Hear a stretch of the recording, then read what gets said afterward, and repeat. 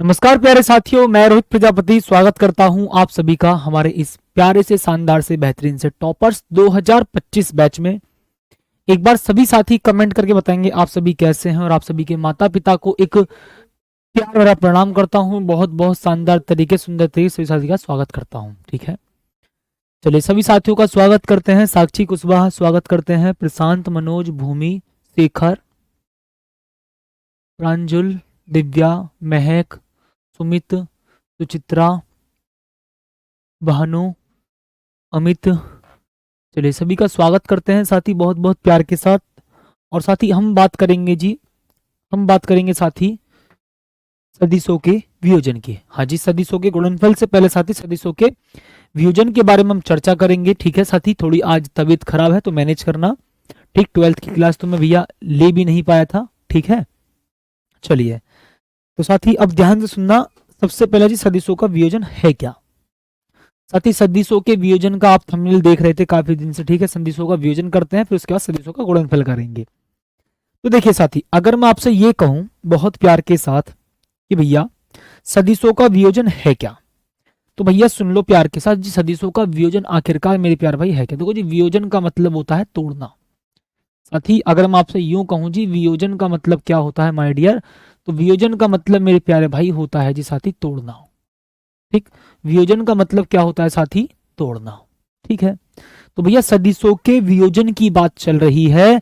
तो अगर मैं साथी आपसे कहूं जी सदिशों का वियोजन है क्या, तो वियोजन का मतलब होता है तोड़ना। इसका मतलब साथी किसी सदिश को उसके घटकों में तोड़ना ही सदिशों का वियोजन कहलाता है।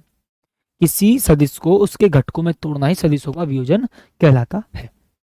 अगर मैं आपसे कहूं जी किसी सदिश को, पहले इसकी डेफिनेशन लिख देता हूं थोड़ी सी। किसी सदिश को किसी सदिश को उसके घटकों में प्रदर्शित करने वाली प्रक्रिया को, ठीक है जी, घटकों में प्रदर्शित करने वाली प्रक्रिया को सदिशों का वियोजन कहते हैं। ठीक है जी, प्रदर्शित सदिशों को, ठीक है जी, किसी सदिश को उसके घटकों में प्रदर्शित करने वाली या करने की प्रक्रिया को, ठीक है जी, करने की प्रक्रिया को किसी सदिश को उसके घटकों में प्रदर्शित करने की प्रक्रिया को सदिशों का वियोजन कहते हैं। सदिशों का वियोजन कहते हैं। ठीक है जी, सदिशों का वियोजन कहते हैं। क्या बोलेंगे साथी, सदिशों का वियोजन कहते हैं। ठीक, ओके जी। तो बहुत शानदार तरीके से समझना, किसी सदिश को उसके घटकों में प्रदर्शित करने की जो प्रक्रिया होती है उसे सदिशों का वियोजन कहते हैं। ठीक है, तो ध्यान से समझते चलना सभी साथी। मैं रिमोट ले लेता हूँ। ठीक साथी, थोड़ा सा मैनेज करेंगे, आज थोड़ी तबीयत खराब है। इससे पहले जो 6 बजे की क्लास होती है 12th क्लास की, वो मैं भैया क्लास भी नहीं ले पाया था, बट फिलहाल साथी आपकी क्लास ले रहा हूँ, ध्यान से मैनेज करना। तो कोई सदिशों का वियोजन, वियोजन का मतलब होता है तोड़ना। तो साथी अगर मैं आपसे ये कहूं कि किसी सदिश को उसके घटकों में तोड़ने की जो प्रक्रिया होती है या सदिश को घटकों में प्रदर्शित करने की जो प्रक्रिया होती है उसको हम कहते हैं सदिशों का वियोजन। कोई सदिश है, उसको उसके घटकों में तोड़ दो या उसको उसके घटकों में जो प्रदर्शित करने की प्रक्रिया है उसी को हम कहते हैं सदिशों का वियोजन। इतनी बात बड़े आराम से समझ में आ गई होगी। हरिओम भाई अपनी परेशानी लिख करके बता दो। ठीक है, ओके जी। ठीक साथी, ओके माय डियर। ठीक, विनोद भाई कह रहे हैं जी कार्य सदिश राशि है या अदिश राशि, भैया अदिश राशि है। ठीक है, ओके। अब देखो ध्यान सुनना साथी, यहाँ पर बड़े आराम से प्यार के साथ सुनना। अगर साथी मैं आपसे ये कह दूं कि भैया ये आर वेक्टर है आपका, साथी ये क्या है जी, आपका एक आर वेक्टर है। साथी ये क्या है भाई साहब, माय डियर, ये है जी आपका एक आर वेक्टर। ठीक है जी, ओके।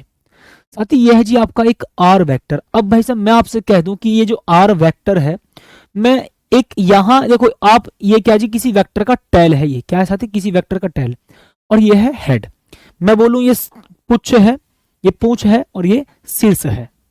तो आप सपोज करो कहीं पर जा रहे हो, यहां ऐसे ऐसे जा रहे हो जी, ऐसे ऐसे, तो आपके पास एक रास्ता और भी होगा, एक तरीका और भी होगा। आप ऐसे जाओगे और फिर ऐसे जाओगे, ऐसे जाओगे और ऐसे जा सकते हो। हाँ जी, दूसरा तरीका मेरे पास ये भी है साथी। तो दूसरा तरीका मेरे पास भाई साहब एक और भी है, मैं बोलूंगा जी कैसे। दूसरा तरीका साथी मेरे पास और भी है जी, कैसे जा सकता हूं मैं पहले ऐसे जाऊं यहां से, ठीक साथी, मैं पहले ऐसे चला जाऊं, ठीक है जी। ये होगा साथी आपका ए वेक्टर। और दूसरा तरीका साथी मेरे पास ऐसा होगा जी, मैं यहां से यहां चला जाऊं, ठीक है जी। ये लो, सिर से मिल गए, ठीक है। बहुत प्यार के साथ सुनना भाई साहब, ठीक साथी, सिर से मिल गए, ओके जी। तो ये है भाई साहब आपका बी वेक्टर, ठीक है जी, बी वेक्टर। तो ये ध्यान से सुनना, ये है जी आपका ए वेक्टर और ये होगा साथी आपका बी वेक्टर। तो भैया अब आप एक बार चेक करो, सदिशों के संयोजन में हमने क्या पढ़ा था। सदिशों के संयोजन का मतलब होता है सदिशों का योग, ठीक ठीक ठीक साथी। सदिशों के संयोजन का मतलब होता है साथी सदिशों का योग, ठीक है। ओके भाई साहब, अब एक बात प्यार के साथ सुनो, बहुत प्यार के साथ सुनना ध्यान से भाई साहब, बहुत गजब तरीके से माय डियर, ठीक है। अब साथी मैं आपसे कहूंगा जी, यहां पर हम सदिशों के त्रिभुज नियम से, सदिश के त्रिभुज नियम से मैं लिख सकता हूं इसको, R vector is equal to A vector plus B vector. हाँ आपने पढ़ा था जी, बिल्कुल सही बात है भाई, आपने पढ़ा था। तो साथी आपने क्या काम करा, इस सदिश को उसके दो घटकों में विभाजित कर दिया। मतलब आप ऐसे जा रहे थे, आप ऐसे ना जा करके आप ऐसे चले गए और फिर ऐसे चले गए, ठीक। अब हमने लॉजिक लगाया यहां पर सदिशों के त्रिभुज नियम का, क्या बोलेंगे साथी, हमने यहां पर सदिशों के त्रिभुज नियम का, हमने यहां पर सदिशों के त्रिभुज नियम का लॉजिक लगा दिया। तो भैया आर वेक्टर को मैं लिख सकता हूं ए वेक्टर प्लस बी वेक्टर। क्या लिख सकते हैं साथी, आर वेक्टर को मैं लिख सकता हूं ए वेक्टर प्लस बी वेक्टर, ठीक है जी। हाँ साथी, ये है आपका इक्वेशन नंबर फर्स्ट, ओके। अब भाई साहब अगर मैं आपसे ये कहूं जी, ये जो ए वेक्टर है और बी वेक्टर है ये क्या है, ठीक साथी, मैं बोलूंगा जी ये आपका ए वेक्टर और बी वेक्टर क्या है। अब यहां पर साथी बहुत प्यार के साथ सुनना जी, यहां पर ये जो ए वेक्टर और बी वेक्टर है भैया वो है क्या। तो साथी मैं बोलूंगा जी ए वेक्टर व वी वेक्टर, ठीक, ए वेक्टर व वी वेक्टर, ए वेक्टर व वी वेक्टर सदिश आर वेक्टर के घटक हैं, सदिश आर वेक्टर के घटक हैं। क्या बोलेंगे जी, आर वेक्टर के घटक है, ठीक है जी। तो साथी यहां पर बड़े प्यार के साथ समझ लो, आपने मतलब इस एक वेक्टर को दो वेक्टर में कन्वर्ट कर दिया, दो वेक्टर में तोड़ दिया, ठीक, ए वेक्टर में और बी वेक्टर में। तो भैया आर वेक्टर बराबर ए वेक्टर प्लस बी वेक्टर, तो एक तरह से देखा जाए तो ये ए वेक्टर और बी वेक्टर है वो सदिश आर वेक्टर के घटक हैं, ठीक है। आपने इस आर वेक्टर को दो वेक्टर में बांट दिया, तोड़ दिया, ठीक है। अब साथी मैं बोलूंगा जी समतल में, ध्यान सुनना जी, समतल में किसी सदिश का वियोजन, इट मींस 2D। समतल, इसका मतलब जहां पर दो अक्षों की बात चल रही हो, समतल, ठीक है जी। इट मींस 2D में सदिश का वियोजन, 2D में प्यारे साथी सदिश का वियोजन। तो बात को प्यार के साथ फील करना, ध्यान से सुनना बहुत सुंदर तरीके से, और वो भी प्यार के साथ, ठीक। सदिश का वियोजन, ठीक है भाई साहब, सदिश का वियोजन। इतनी मेरे प्यारे साथी आपको बहुत प्यार के साथ बात फील हो जाएगी और होनी भी चाहिए, ठीक साथी। देखो तो साथी यह है जी आपका समतल, इट मींस 2D में, समतल इट मींस प्यारे साथी 2D में सदिश का वियोजन कैसे करेंगे, देखो लॉजिक समझना। वैसे मैंने बोला प्यारे साथी यह है जी आपका एक्स अक्ष, ठीक साथी, यह है जी आपका एक्स अक्ष, और यहां पर भाई साहब मैंने बोल दिया जी यह है आपका वाई अक्ष। क्या बोलेंगे साथी, यह है जी आपका वाई अक्ष। यह है साथी माय डियर मेरे प्यारे भाई, यह है साथी आपका एक्स अक्ष और यह है भाई साहब आपका वाई अक्ष। एक्स अक्ष, वाई अक्ष, एक्स अक्ष, वाई अक्ष। साथी ये होता है आपका मूल बिंदु, ये होता है साथी आपका मूल बिंदु, ठीक है जी। ये एक्स अक्ष है, ये वाई अक्ष है और ये भैया आपका मूल बिंदु है। तो मैंने बोल दिया कि जी कोई सदिश एक समतल में है, कोई सदिश किसी समतल में स्थित है, कोई सदिश एक समतल में स्थित है, ठीक है जी। मतलब मैंने यहां पर ये जो लिया है ए वेक्टर, ये एक प्लेन में है, मतलब समतल में है, इट मींस 2D में है, जहां पर दो अक्ष की बात चल रही हो, ठीक है, एक्स अक्ष की वाई अक्ष की बात चल रही है। 2D का मतलब होता है जहां 2 डायमेंशन, दो अक्ष की बात चल रही हो, ओनली दो अक्ष की बात, ठीक, ओनली दो अक्ष की बात चल रही हो, ठीक। बताओ जी,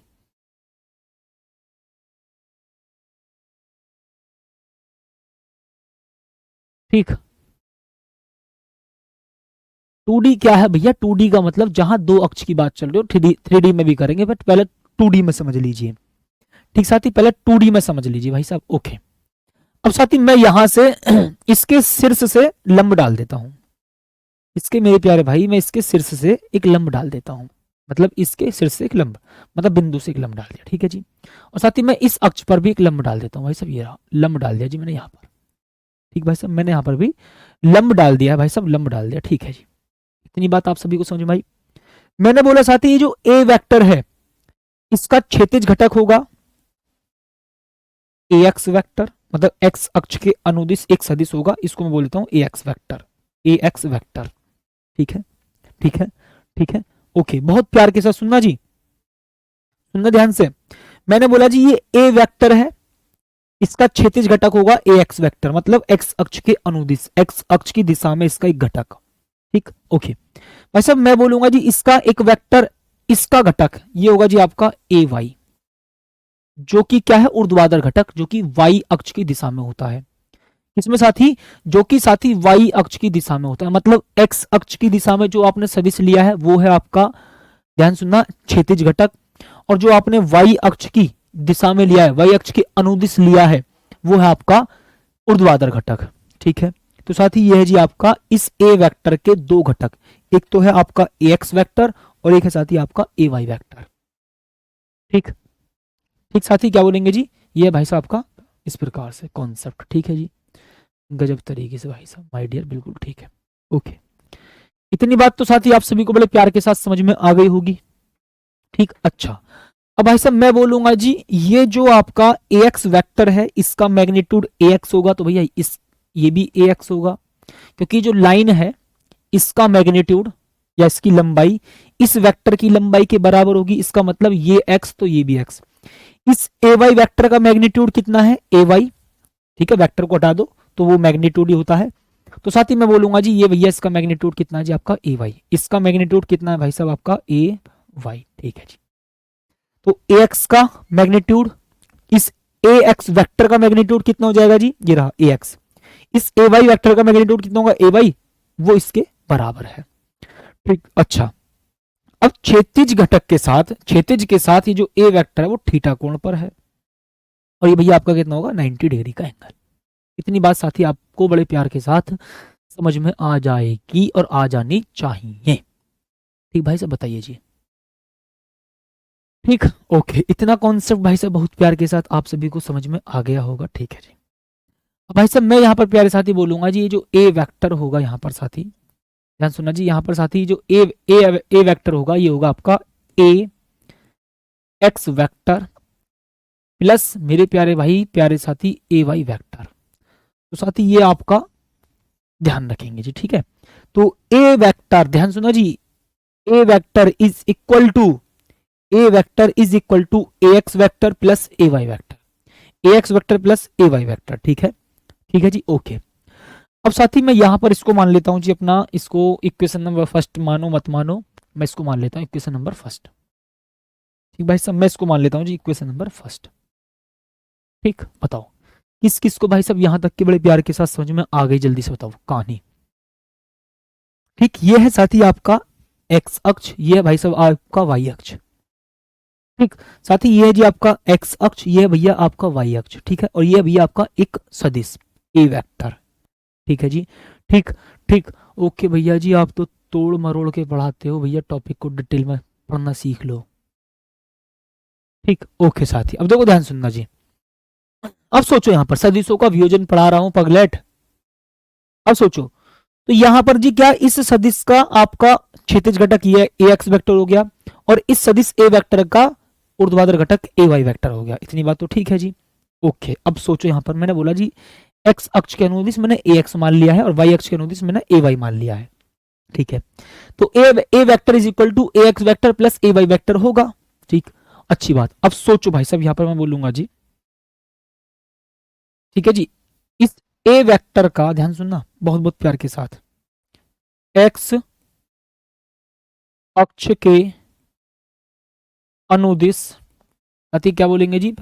एक्स अक्ष के अनुदिश एकांक सदिश क्या होता है आपको पता है जी, एक्स अक्ष के अनुदिश, इट मीन्स एक्स अक्ष की दिशा में एकांक सदिश होता है भाई साहब, आप कहोगे सर जी आई कैप होता है, ठीक है। मैंने बोला जी वाई अक्ष के अनुदिश, वाई अक्ष के अनुदिश का मतलब वाई अक्ष की दिशा में, वाई अक्ष के अनुदिश का मतलब वाई अक्ष की दिशा में, ठीक। तो वाई अक्ष के अनुदिश इसका मतलब वाई अक्ष की दिशा में, वाई अक्ष के अनुदिश इसका मतलब वाई अक्ष की दिशा में, ठीक। वाई अक्ष के अनुदिश इसका मतलब वाई अक्ष की दिशा में। एकांक सदिश कितना होता है भाई साहब बताइए, आप कहोगे सर जी एक्स अक्ष के अनुदिश एकांक सदिश होता है आई कैप, वाई अक्ष के अनुदिश एकांक सदिश होता है वाई कैप और जे कैप, और जेड अक्ष के अनुदिश एकांक सदिश होता है के कैप। एक्स अक्ष के अनुदिश आई कैप, वाई अक्ष के अनुदिश जे कैप और जेड अक्ष के अनुदिश के कैप, ठीक। साक्षी तिवारी कह रहे हैं सर आप इतने दिन से वेक्टर पढ़ा रहे हो, बेटा वेक्टर का आपको कॉन्सेप्ट जब पता चलेगा ना, सबसे ज्यादा दुख वेक्टर ही देता है। और मैं अगर आपको बताऊं कि अगर आप नीट की तैयारी करोगे ना तो ध्यान रखना कम से भी कम 15-15 क्लास 10-15 क्लास तो इन वेक्टर के कॉन्सेप्ट में लग जाते हैं, जबकि मैं यूं कहूं कि 2-2 3-3 घंटे क्लास लूंगा तब वेक्टर डिटेल में जाकर के कंप्लीट होता है।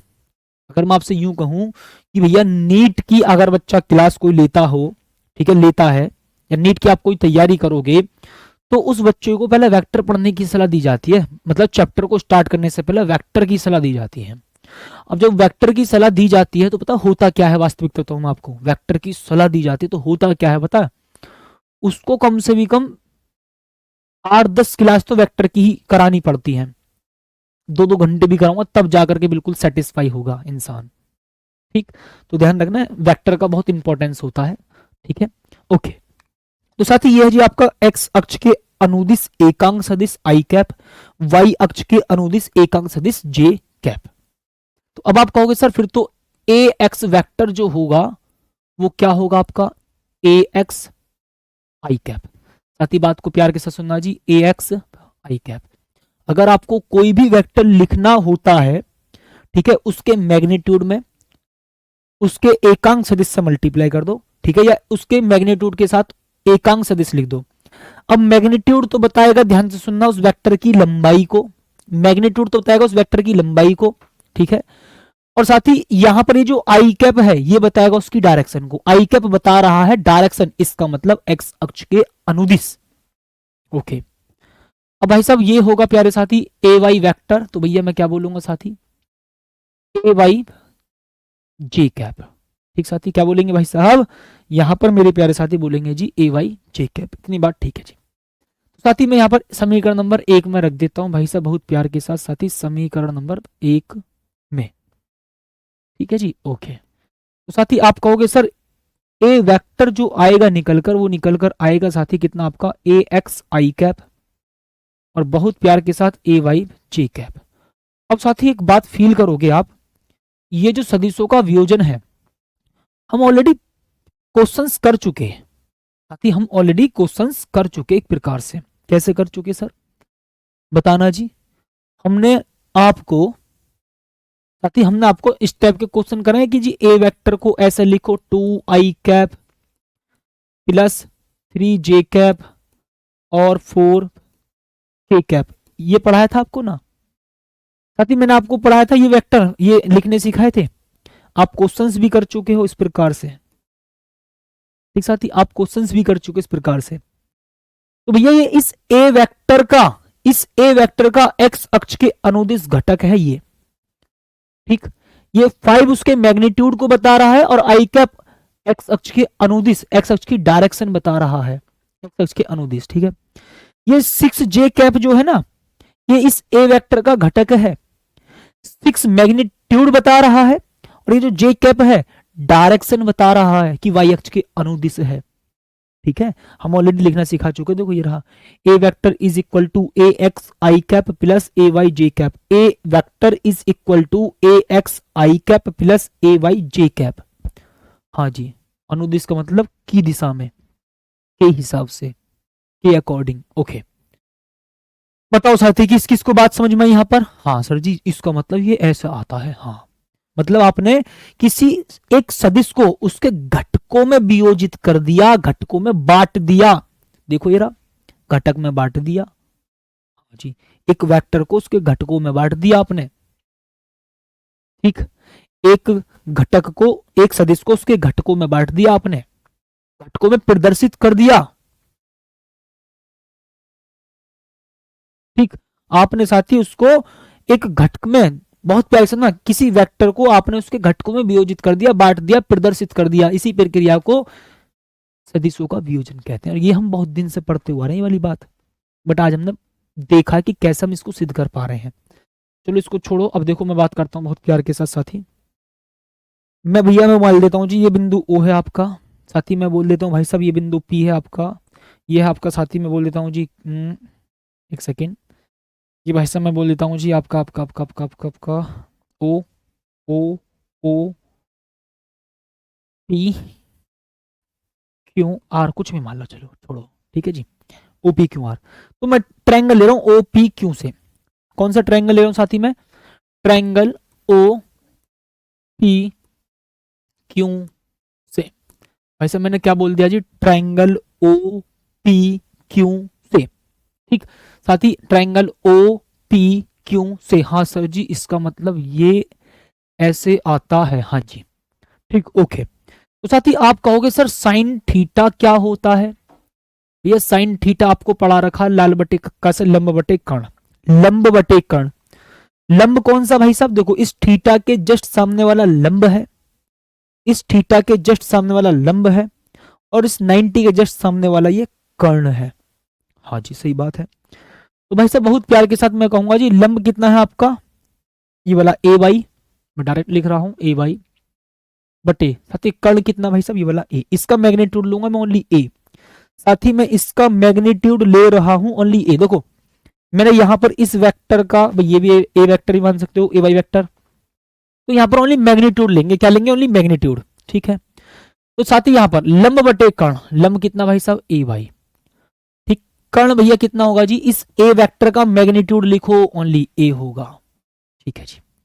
आप कहोगे sir ji A Y is equal to कितना होगा, ए साइन थीटा होगा, भैया ए क्या है, ए वेक्टर का मैग्नीट्यूड, ए वाई क्या है, ए वाई वेक्टर का मैग्नीट्यूड, ठीक, ए क्या है, ए वेक्टर का मैग्नीट्यूड, और ये ए वाई क्या है, ए वाई वेक्टर का मैग्नीट्यूड, ठीक है। ऐसे ही साथ ही कॉस थीटा कितना होगा जी आपका, बहुत प्यार के साथ सुनना जी, कॉस थीटा, आप कहोगे सर जी कॉस थीटा, कॉस थीटा बराबर होता है आधार बटे कर्ण, आधार बटे कर्ण, आधार कौन सा भाई साहब, साथ ही इस थीटा से लगा हुआ ये आधार है, ठीक है, आधार बटे कर्ण होगा, इस 90 के जस्ट सामने वाला होता है कर्ण, तो ए एक्स अपॉन ए, ठीक है जी, ए एक्स अपॉन ए,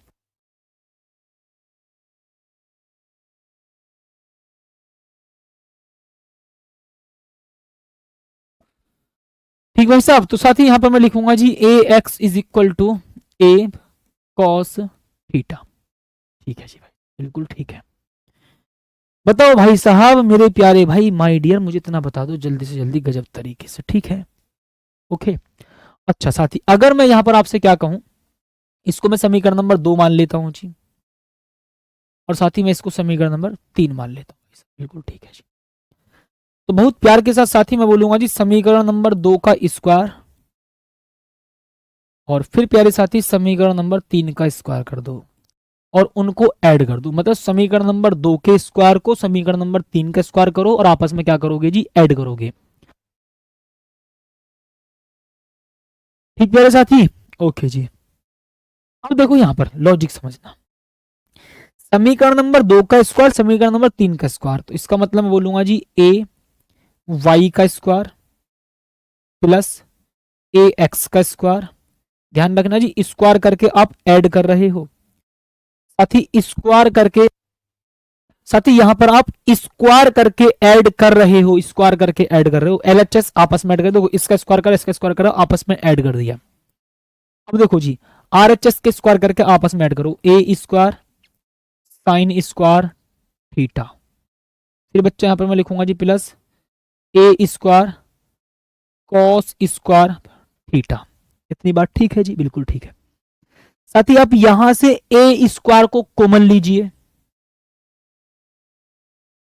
ठीक बताओ जी, ठीक, बताओ साथी। अब यहां से ए स्क्वायर को कॉमन लीजिए, तो भाई साहब मैं बोल दूंगा प्यारे साथी भैया ए एक्स का स्क्वायर प्लस ए वाई का स्क्वायर। आगे पीछे तो लिख सकते हो बिल्कुल ना, हाँ लिख सकते हैं जी, आगे पीछे लिख सकते हैं।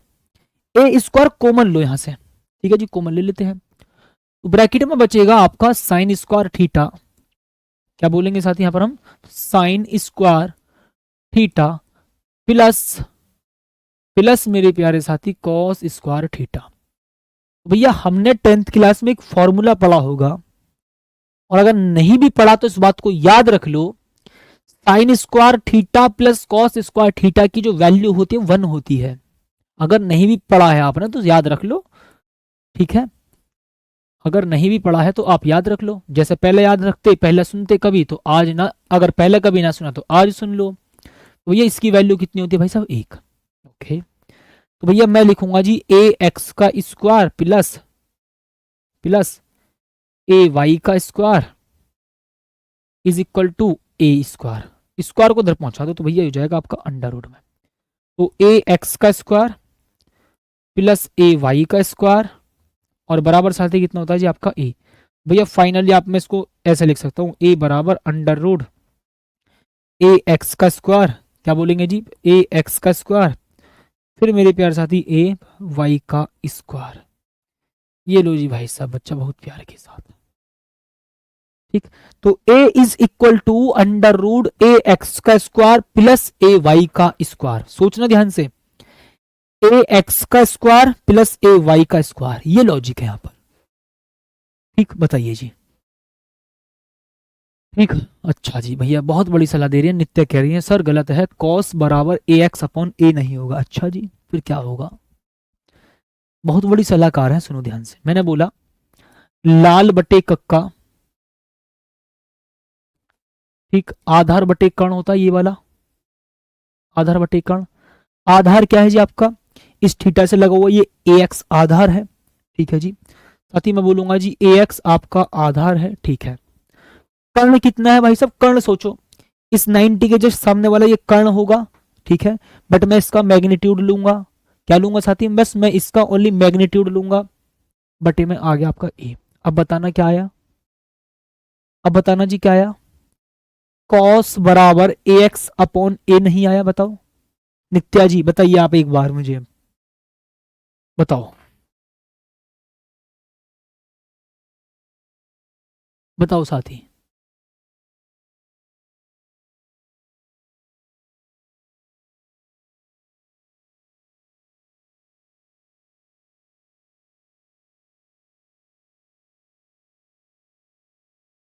बताइए जी जल्दी, सीधा सीधा लॉजिक मैंने आपको बता दिया है, sine theta is equal to A Y upon A, cos theta बराबर ए एक्स अपॉन ए। यहां पर ये लॉजिक निकल कर आया, यहां पर ये लॉजिक निकल कर आया, दोनों को आपने जोड़ दिया, ठीक। साइन बराबर होता है लंब बटे कर्ण, लंब बटे कर्ण, ठीक है। ओके, बताओ साथी।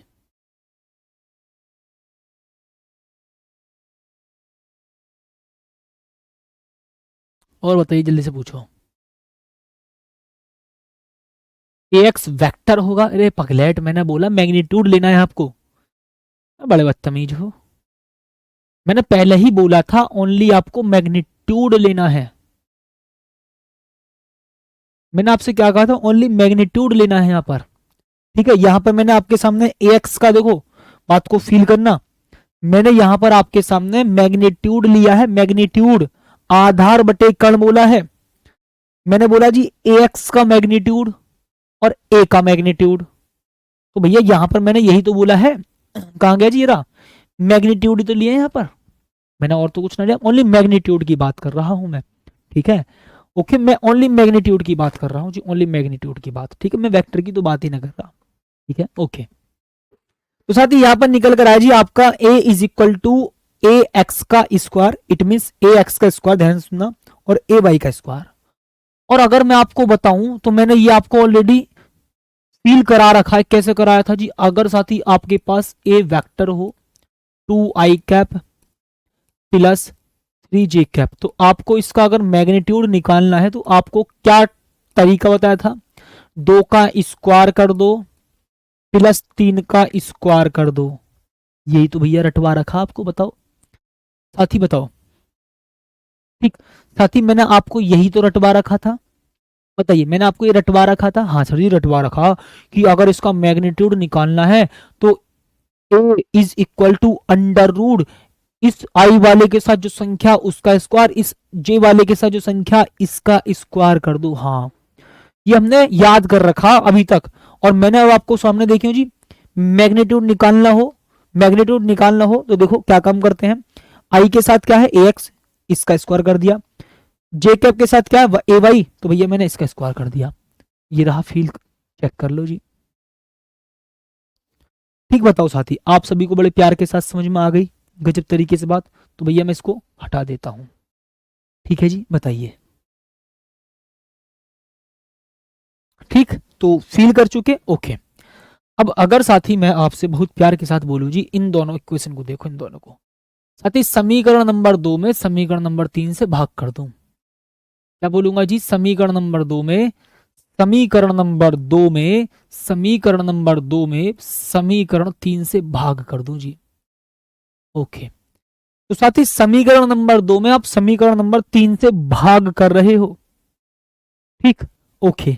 तो आप कहोगे सर जी फिर क्या करना जी, डिवाइड कर दो आप। तो कैसे करोगे जी, ए साइन थीटा बटे A cos theta is equal to यहां पर ए, ठीक है जी, रहा समीकरण नंबर 2 में समीकरण नंबर 1 से भाग कर दिया तो ए साइन थीटा बटे A cos theta. Okay, A Y बटे ए एक्स, ये लॉजिक निकल कर आया। ए से साथी आपने ए कैंसिल कर दिया, आपने ए से ए कैंसिल कर दिया। ठीक साथी, आपने ए से ए कैंसिल कर दिया तो भैया साइन बटे कॉस कितना होता है जी, tan theta is equal to A Y upon A X. Prove करवा रहा हूं, देख लो जो सारी बातें मैंने आपको बताई थी साथी, जो प्रूव करवा रहा हूं सारी बातें जो मैंने आपको पहले बताई थी डायरेक्ट। ठीक, अब आप फील करोगे जी हाँ इसको तुम पहले कर चुके थे और ऐसे आज आज हम सिद्ध कर रहे हैं इसको, आज हम इसको सिद्ध कर रहे हैं। ठीक है साथी, आपको थीटा निकालना है तो भैया टेन को इधर भेज दो तो ये हो जाएगा साथी आपका ten inverse A Y upon A x. ठीक है जी साथी, ये लो भाई साहब बहुत प्यार के साथ। ठीक है जी भाई साहब, माय डियर बताओ जी किस किस साथी को बड़े आराम से बात समझ में आ गई। तो भैया मैं बोलूंगा जी theta is equal to tan inverse A Y upon x.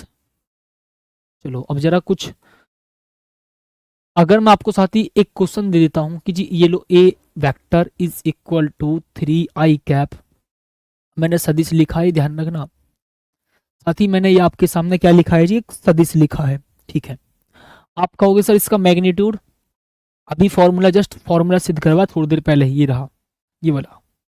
तो ये आई के साथ क्या है 3, ठीक है जी, तो आप कहोगे सर 3 का स्क्वायर कर दो। आप कहोगे सर जी जे के साथ क्या है 3, तो इस 3 का स्क्वायर कर दो भाई साहब बहुत प्यार के साथ, ये लो जी। ठीक है, अब भाई साहब मैं बोलूंगा जी ए इज इक्वल टू, तुम कहोगे सर जी 3 का स्क्वायर 9 प्लस 3 का स्क्वायर 9, तो मैं बोलूंगा भैया 9 और 9 कितना होगा 18, और 18 को आप लिख सकते हैं 9 मल्टीप्लाई 2, कितना लिखेंगे भाई साहब 9 मल्टीप्लाई 2। तो 9 का एलसीएम कितना होता है बताओ साथी, 9 का आप बताएंगे एलसीएम कितना होता है, तो आप बोलोगे भाई साहब बहुत प्यार के साथ कि जी 9 का एलसीएम 3 होता है। ठीक, तो आप कह देंगे सर जी ये हो जाएगा कितना जी 3 और अंडर रूट 2। ठीक है, बस ये है। अच्छा ठीक, आदित्य पांडे सर आप भी प्रतापगढ़ आ रहे हो, भैया अभी नहीं बता सकता, जिस दिन प्रतापगढ़ पहुंच जाए उस दिन देख लेना। ठीक, ओके जी। अब भाई साहब मैं बोलूंगा जी टेन थीटा बराबर साथी थीटा बराबर टेन इनवर्स, ठीक ओके, क्षैतिज से बना कोण, क्या बोलेंगे साथी क्षैतिज से बना कोण, मतलब ये जो वेक्टर है ये वाला क्षैतिज से कितना कोण बना रहा है, ये जो वेक्टर है, ये जो आपको वेक्टर दिया है वो क्षैतिज से कितना कोण बना रहा है, थीटा ये है। ठीक साथी, बहुत प्यार के साथ सुनना। ये जो आपका थीटा है ये क्या है कि कोई वेक्टर जो आपको दिया है वो क्षेत्र से कितना कोण बना रहा है वो ये पूछ रहा है। ठीक, तो आप कहोगे सर जी कितना बोला था जी भैया, ए वाई बटे ए एक्स, ए वाई बटे ए एक्स, जे कैप के साथ क्या है 3, यहां लिखोगे आप, बटे आई कैप के साथ क्या है जी 3, यहां लिखोगे। 3 से 3 भैया कितने बार कैंसिल होगा साथी, 3 से 3 कितने बार कैंसिल होगा, तो आप कहोगे सर जी 3 से 3 तो भैया एक बार कैंसिल होगा। कितने बार साथी, ओनली एक बार कैंसिल होगा भाई साहब, एक बार कैंसिल होगा माय डियर, ओनली एक बार कैंसिल होगा जी, ओनली एक बार। तो मैंने बोला भैया बहुत प्यार के साथ प्यारे साथी tan इनवर्स 1 होगा जी। और 1 की वैल्यू साथी कितनी होती है भाई साहब बताएंगे एक बार बहुत प्यार के साथ, तो आप कहेंगे सर tan इनवर्स और tan 45, तो भैया 10 से 10 गायब कर दो तो थीटा बराबर कितना हो जाएगा 45। भैया ये मैथ में आगा थोड़ा सा काम, ठीक बताइए जी। हाँ मतलब वर्गमूल, ठीक है जी, वर्गमूल की बात कर रहा हूँ जी। बताइए साथी, बताओ साथी, बताओ भाई साहब जल्दी से। अंडर रूड 9 की वैल्यू होती है 3, अंडर रूड 9 की वैल्यू होती है 3, अंडर रूड 9 की वैल्यू होती है 3। ठीक है, ठीक भाई साहब। तपस्या चौरसिया सर झांसी कब आ रही हैं आप, झांसी भी आएंगे, झांसी से मेरा बहुत गहरा रिश्ता है। ठीक, ठीक है जी, ओके सुनना ध्यान से। तो theta is equal to tan inverse 3/3, तो भैया 3 से 3 कैंसिल हो गया, 1 1 किसकी वैल्यू होती है tan 45 की, तो भैया tan 45 tan इनवर्स से tan कैंसिल हो गया, तो थीटा की वैल्यू कितनी है 45। इसका मतलब वो सदिश क्षैतिज से 45 डिग्री का कोण बना रहा होगा। ठीक, चलिए बिल्कुल ठीक साथी, उम्मीद करेंगे भाई साहब आपको मेरी बात सारी समझ में आ गई होगी अभी तक की, कि क्या क्या आपको मैंने कैसे कैसे समझाया। मैं इसको रफ कर देता हूं, ठीक प्यारे साथी। अब भाई साहब हम इसकी बात करेंगे आगे कल, वो भी किस बारे में, आज छोटी क्लास रख रहे हैं, ठीक है, क्योंकि आपको पता थोड़ी तबीयत खराब है मेरी। ठीक साथी, थोड़ी सी मेरी तबीयत खराब है इसलिए। अब प्यार के साथ सुनना, कल इसको बताएंगे 3D में, किसमें 3D में साथी, किसमें बताएंगे जी 3D में बताएंगे, 3D में, जहां पर 3 अक्षों की बात चल रही थी। 2D का मतलब जहां 2 डायमेंशन की बात हो, 2D का मतलब जहां 2 डायमेंशन हो, 2 डायमेंशन मतलब 2 अक्ष। 3D का मतलब होता है 3 डायमेंशन, जहां 3 अक्ष की बात चल रही हो। ठीक है, चलिए तो उम्मीद करेंगे प्यारे साथी। एक भाई बोल रहा है सर जी फिजिक्स में मैथ कितना ज्यादा है, तो भैया फिजिक्स, मैथ के बिना फिजिक्स अधूरी है और फिजिक्स के बिना मैथ अधूरी यार, मतलब मैं यूं कहूं फिजिक्स मैथ के बिना अधूरी है। ठीक, फिजिक्स में मैथ भी आती है, केमिस्ट्री भी यूज में होती है, ठीक है, इलेक्ट्रॉन वगैरह आपको सब पता है। ठीक है, नाभिक हो चुका, बंद हो चुका, परमाणु हो चुका, ठीक है, इसमें केमिस्ट्री भी बहुत शानदार होती है। ठीक, तो उम्मीद करेंगे साथी आपको बात समझ में आई होगी। मिलते हैं कल एक प्यारी सी शानदार सी क्लास में, और तब तक के लिए धन्यवाद, जय हिंद।